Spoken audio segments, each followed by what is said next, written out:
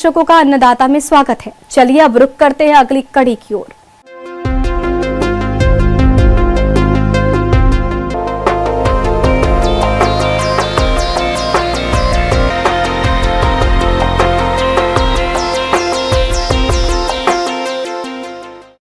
अपने प्रदेश के अधिकतर किसान आलू की खुदाई का कार्य मजदूरों से करवाते हैं, जिसमें मजदूरों की समस्या तो रहती ही है, साथ ही खुदाई का लागत खर्च भी होता है। तो किसानों की इन्हीं समस्याओं को देखते हुए आज हम जानकारी लाए हैं आलू की खुदाई यंत्र के बारे में। तो ये यंत्र किसानों के लिए किस प्रकार उपयोगी है और इसके क्या फायदे हैं, देखिए हमारी इस खास रिपोर्ट में।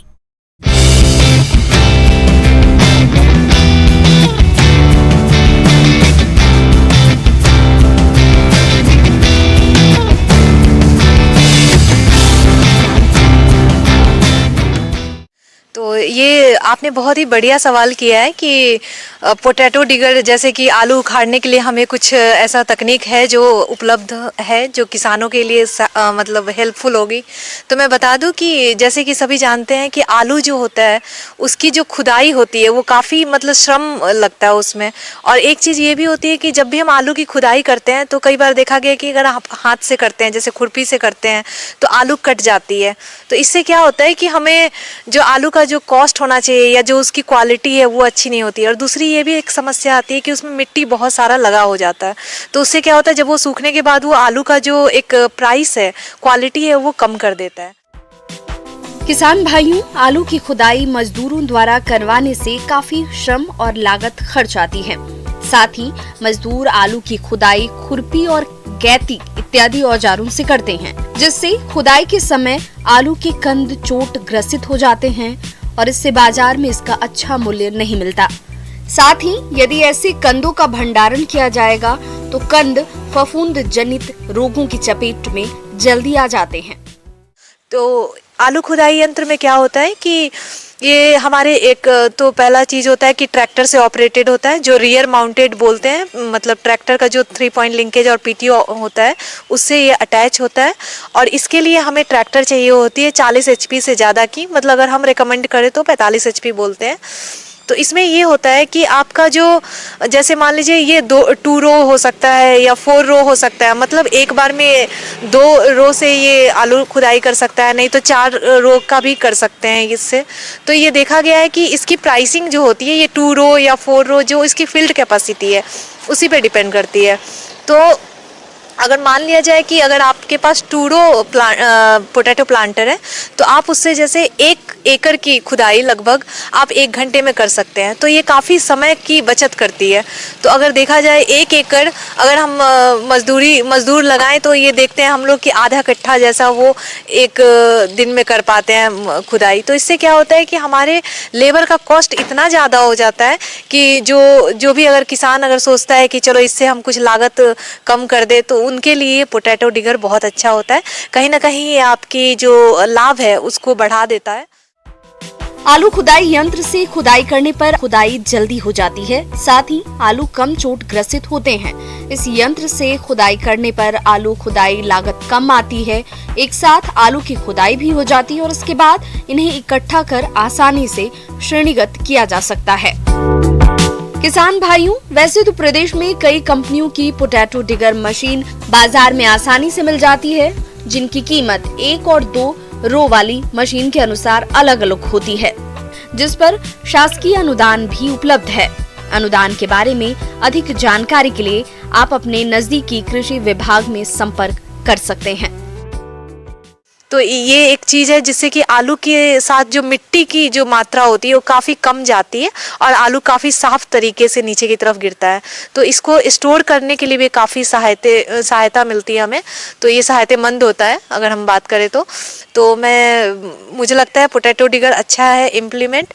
और इसकी प्राइसिंग अगर देखी जाए तो अगर हम मैनुअल और एक होता है ऑटोमेटिक, तो ये 90,000 से लेके 1.5 लाख तक रुपए में ये आपको मिल जाती है।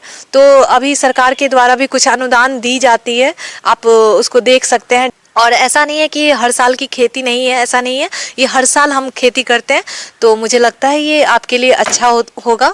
और किसान भाइयों से अनुरोध है कि मशीनीकरण करें और इस चीज़ को अपने खेतों में और अपने जगह पे अपने यहाँ इम्प्लीमेंट करें, वापस लाएं इसको, मशीनों को, और अपने खेतों में इसका प्रयोग करें, यंत्रीकरण की तरफ ध्यान दें।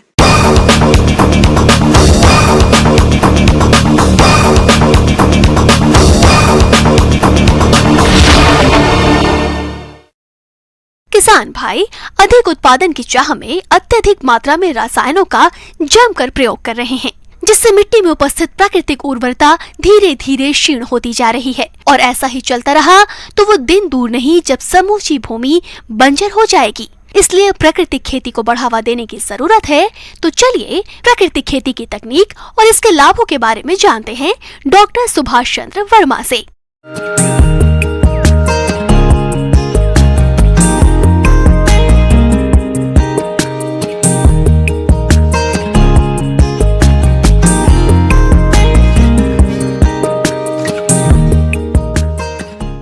किसान भाइयों, मैं आज सुभाष पालेकर प्राकृतिक खेती के बारे में आप सबको बताऊंगा।